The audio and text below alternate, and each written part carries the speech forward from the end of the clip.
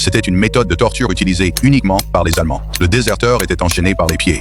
L'autre extrémité de la chaîne était clouée à un rocher. Ses coéquipiers l'ont laissé avec seulement quelques balles et une petite quantité de nourriture. Ils lui ont ordonné de rester et d'arrêter les soldats soviétiques. Dès que ses coéquipiers sont partis, le soldat a pris son fusil de sniper et a commencé à charger des balles. Mais au moment où il a visé, ses coéquipiers avaient déjà disparu dans la forêt. Désormais, sa priorité absolue était de se libérer du fer. Pris de panique, il a levé son fusil de sniper et a appuyé sur la gâchette en direction de la chaîne. La douleur aiguë lui a fait pousser un cri. La chaîne était trop épaisse.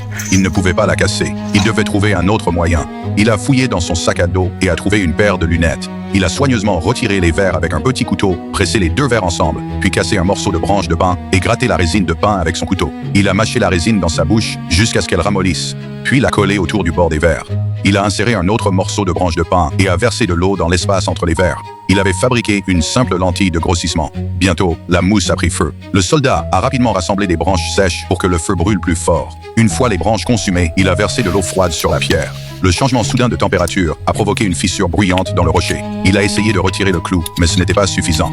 Pourtant, il n'a pas abandonné. Il a continué à répéter le processus. Le clou se découvrait lentement de plus en plus. Peu de temps après, un grand trou s'était formé dans le rocher. Encore quelques essais et il pourrait retirer le clou. À midi, le soldat était accroupi à côté de la pierre. Soudain, il a entendu le bruit d'un moteur au loin. Il a rapidement saisi son fusil de sniper pour regarder. C'était un camion militaire soviétique qui passait.